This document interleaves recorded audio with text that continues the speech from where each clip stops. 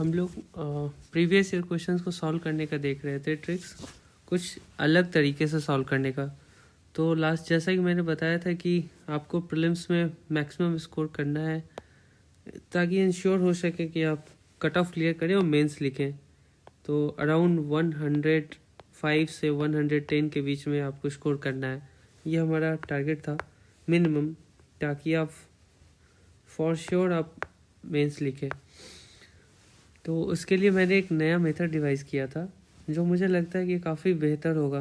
काफ़ी ये बेहतर मेथड है, बड़ा यूनिक सा मेथड है। प्रीवियस क्वेश्चंस को सॉल्व करना है डिफरेंट ट्रिक्स है। जैसे कि आप कोई भी पेपर उठाएंगे, लेट सपोज 2022 का पेपर है, तो उसमें यूपीएससी इन्हीं 5-6 तरीक़ों से पूछता है। जैसे या तो सिंगल स्टेटमेंट बेस्ड होगा, मतलब कि दिया होगा कि बताओ ये वर्ड का क्या मीनिंग है, rapid financing statement, rapid financing structure, it belongs to home, 1 2 3 4, these are single statement based. फिर एक होगा डबल स्टेटमेंट जहाँ पे 2 दिए होंगे, ए बी, ऑप्शन में होगा 1 ओनली, 2 ओनली, बोथ 1 एंड 2, इस तरह से नीदर ऑफ देम।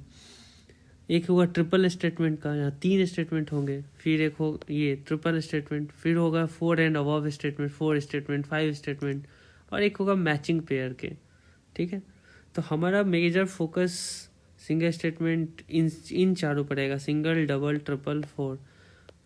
जैसे कि आज मैं आपको बेहतर एनालाइज कराने के लिए एक ट्रिपल स्टेटमेंट का सारा पेपर सॉल्व करूंगा। 2022 का पेपर के सारे ट्रिपल स्टेटमेंट के पेपर सॉल्व करूंगा। ट्रिपल स्टेटमेंट इसलिए कि अराउंड 30 क्वेश्चंस, अराउंड 25 लगभग क्वेश्चंस, यानी 50 मार्क्स के क्वेश्चंस जो होते हैं वो आपको ट्रिपल स्टेटमेंट बेस्ड होते हैं और बड़े इजी होते हैं because they are statement based. ज़्यादा कहानियाँ होती है, so they are easier to eliminate and get and to reach to the point. तो हम यहाँ फोकस करेंगे ट्रिपल स्टेटमेंट पे। फिर नेक्स्ट वीडियो में बनाऊंगा सिंगल स्टेटमेंट बनाऊंगा। 2022 के पेपर को ही अच्छे से एकदम इसको पोस्टमार्टम करेंगे हम। पहले ट्रिपल स्टेटमेंट वाले सारे देख लेते हैं, मैक्सिमम मार्क्स गेन कर लेते हैं +2 करके। फिर आएंगे सिंगल पे, फिर आएंगे डबल पे, फिर आपको मैचिंग पेयर का भी ट्रिक सिखाऊंगा, सब सिखाऊंगा ताकि आप मैक्सिमम मार्क्स इंश्योर करें। मेरा यही टारगेट है।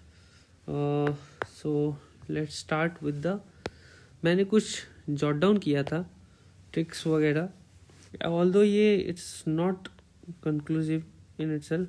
कुछ और पॉइंट्स हैं इसमें जो मुझे ऐड करने होंगे, तब जाकर ये फाइनल होगा। तो जो है देखते हैं। For solving 3 statement based previous year questions will have different thumb rules. जैसे कि पहला थंब रूल होगा कि देखो ऑल नहीं होंगे अनटिल अनलेस वो science and tech based questions है। हाँ, बट पहले मैं आपको बता दूं कि ये जो पूरा प्रोग्राम है, ये जो पूरे तरीके में बता रहा हूँ, this are not for the people who have doubt in everything. ये उनके लिए है जिनके 5 मार्क्स 10 मार्क्स से पेपर रह रहे हैं, उनके लिए हैं। सो इस देखिए, ये कोई लॉजिक नहीं है, कोई साइंस नहीं है इसके पीछे कि क्यों इन जनरल है, क्योंकि ये सब कुछ इन जनरल है। ऐसा होता है इसलिए मैं बता रहा हूँ। I can not bet, I can not give a guarantee. पंखे तो बेच नहीं रहा हूँ, गारंटी दूंगा। तो you know, I can not tell the logic behind each and everything, but I can give you a sense that देखो इस तरह से आप करोगे बार बार तो you will get a knack of how they set the paper. वो जरूरी है उसको पकड़ना, ताकि आप आर्गुमेंट करने के बजाय ताकि आप मार्क्स इंश्योर करो। ठीक है, तो हमारा लॉजिक ये रहेगा कि जो ट्रेंड है उसको पकड़िए और मार्क्स लाइए, आगे बढ़िए। अब ज़्यादा बुद्धि मेंस में लगानी है। तो let's start with the first one. All नहीं होगा except science and tech based question रहा, या फिर कुछ हिस्टोरिकल आर्गूमेंट्स रहते हैं, उसमें रहते हैं जो मैं बताऊंगा आपको। तो इन जनरल आप मान के चलिए फर्स्ट थंब रूल, ऑल नहीं लगाने हैं। ठीक है, तो क्या लगाने हैं? तो 3 में से क्या होगा, 2 स्टेटमेंट जेनरिक होंगे और एक स्टेटमेंट में फैक्ट होगा। उस फैक्ट को ही बदला जाता है। उस फैक्ट में हो सकता है कि हो सकता है कि एंटोनिम यूज किया जाए। जैसे कि आप देखेंगे इकोनॉमी के क्वेश्चन, उसमें इंक्रीज को डिक्रीज कर देगा। जैसे कि द रेट विल इंक्रीज और डिक्रीज, रूपी विल अप्रिशिएट या डिप्रिशिएट, डिप्रिशिएट की जगह अप्रिशिएट लिख देगा, अप्रिशिएट की जगह डिप्रिशिएट लिख देगा। ज्योग्राफी में भी ये बहुत होता है। तो slowly will start getting a hold over it कि ये मैं कहना क्या चाहता हूँ, तो ये धीरे धीरे आपको क्लियर होता जाएगा। ज़्यादा से ज़्यादा प्रैक्टिस करेंगे, हमारा फोकस उसी पे रहेगा। नेक्स्ट, और ये जो मैंने बताया यहाँ पे लॉजिक, ये ऐसा होता क्यों है? ऐसा होता है इसलिए कि ये देखो, क्वेश्चन एग्जामिनर बनाता है, कोई एक पैराग्राफ उठाता है, उससे क्या करता है कि क्वेश्चन फ्रेम करता है। उसमें से वो 3 स्टेटमेंट फ्रेम करता है, 2 बहुत टेक्निकल नेचर के होते हैं, वो as it is copy paste करता है, क्योंकि उसे भी ज़्यादा समझ नहीं होती, वो ज़्यादा टाइम नहीं देना चाहता, because after all he has a government job, तो टाइम नहीं देना चाहता इन सब चीज़ों में। तो क्या करता है कि उस पैरा में से 2 लाइन को एज इट इज छोड़ देता है, और एक को फैक्ट जो होता है पर्टिकुलर, उस फैक्ट को चेंज कर देगा। जैसे, और वो भी बहुत ईजियर फैक्ट को चेंज करेगा। जैसे कि मैं आपको अभी 3 स्टेटमेंट थ्रू आउट दिखाऊंगा। जैसे आज 2022 के पेपर बनाऊंगा, कल नेक्स्ट में 2021 के बना दूंगा, 2018 के, ताकि आपको और एकदम कमांड हो जाए, एकदम ग्रास्प कर लो आप 3 स्टेटमेंट के क्वेश्चंस को कैसे सॉल्व करने हैं। तो मेरा यही अप्रोच रहेगा। वो क्या करेगा, हम भारी भारी ऑप्शंस में फंस जाएंगे कि ये गलत हो सकता है, लेकिन वो गलत हो सकता है, लेकिन वो क्या करेगा, देखो जैसे यहाँ के एग्रीकल्चर यूनिवर्सिटी का नाम बदल देगा, बंगाल की जगह इंडिया लिख देगा, बंगाल की जगह महाराष्ट्र लिख देगा, यही सब मैंने बताया। एंटोनिम यूज करेगा, इंक्रीजिंग को डिक्रीजिंग करेगा, इकोनॉमिक्स में बहुत सारा होता है ऐसा। ज्योग्राफी में वेस्टर्न इंडियन ओशन की जगह ईस्टर्न इंडियन ओशन करेगा। तो ये धीरे धीरे हमें प्रैक्टिस करके समझनी है। So PYQ have a big role to play. So let's start with the 3 statements, all the 3 statements of year 2022, यानी इस साल का क्वेश्चन पेपर का सारे 3 स्टेटमेंट को इकट्ठा कर जाएंगे, ताकि we get a knack of it कि आखिर सॉल्व कैसे करना है। इसमें मैं कुछ तरीके बताऊंगा, जैसे आपको पता भी होगा एक्सट्रीम स्टेटमेंट्स में कैसे यूज करना। तो ये सब छोटे छोटे ट्रिक्स को हम यहाँ बड़े ट्रिक में यूज करेंगे। सो लेट्स स्टार्ट विद दिस। यहाँ लिखा हुआ है, एक देखिए, आप क्वेश्चन खुद से रोक के पढ़िएगा, अटेम्प्ट करिएगा, मैं आपको तरीके बताऊंगा। यहाँ पे ये नीड और रीड का क्वेश्चन है। नीड और रीड, ऑल्दो ये डिफिकल्ट क्वेश्चन है, लेकिन मैं बताऊंगा इसे सॉल्व कैसे होगा। देखिए कैसे 3 स्टूडेंट का क्वेश्चन है, ऑल नहीं होगा, अनटिल एंड अनलेस बहुत ज़्यादा जेनरिक हो तो ऑल को हम साइड कर सकते हैं, बिना देखे मैं बता रहा हूँ, ठीक है। अब रहा नीड और रीड। अब जब आप पढ़ेंगे तो लिखा हुआ है कि need indicates the appreciation of rupee, read indicates the improvement in trade competitiveness. ये बहुत टफ क्वेश्चन है, फर्स्ट क्वेश्चन ही बहुत टफ पिक हो गया है हमारा। नीड और रीड देखिए डायरेक्टली प्रोपोर्शनल होती है, they are nothing but inflation managed. Inflation indexing कर दो तो रीड हो जाता है, रियल इफेक्टिव एक्सचेंज रेट हो जाता है, यानी दोनों है डायरेक्टली प्रोपोर्शनल। यानी अगर ये बढ़ रहा है तो ये भी बढ़ेगा, इससे अगर फायदा होगा रुपी को तो इससे भी फायदा होगा। तो वही हमें पढ़ना है। देखो 1 क्या बोल रहा है, अप्रिसिएशन ऑफ रुपी, 2 क्या बोल रहा है, इम्प्रूवमेंट इन ट्रेड कॉम्पिटिटिवनेस। ऐसा होगा?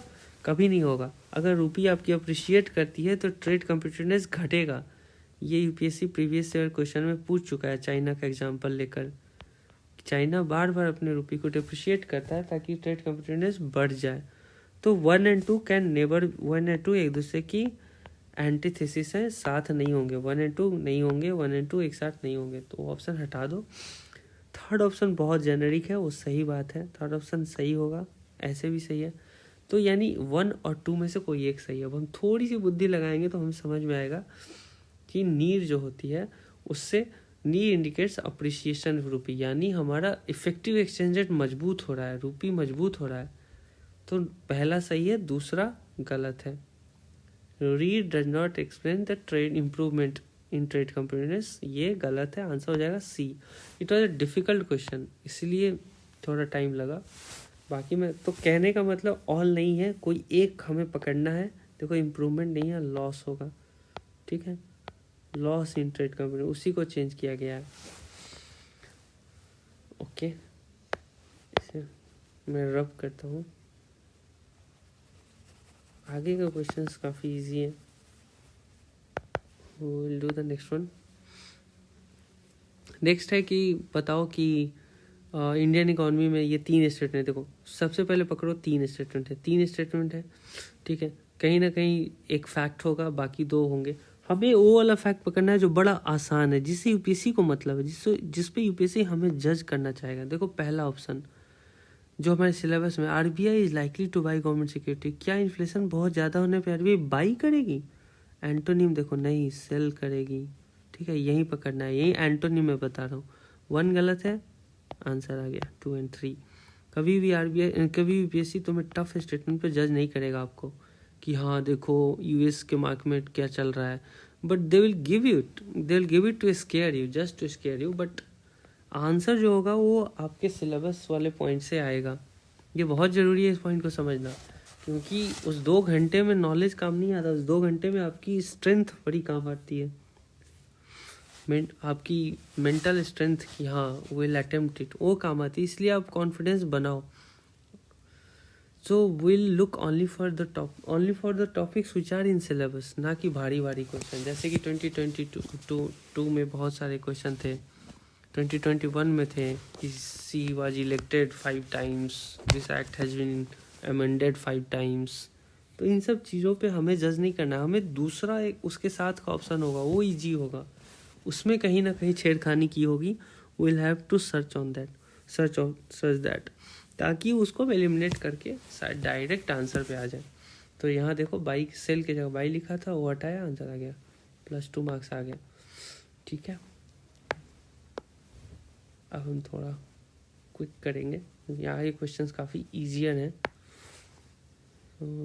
Let's do that. Next question है जो 3 स्टेटमेंट वाले हम देख रहे हैं 2022 का।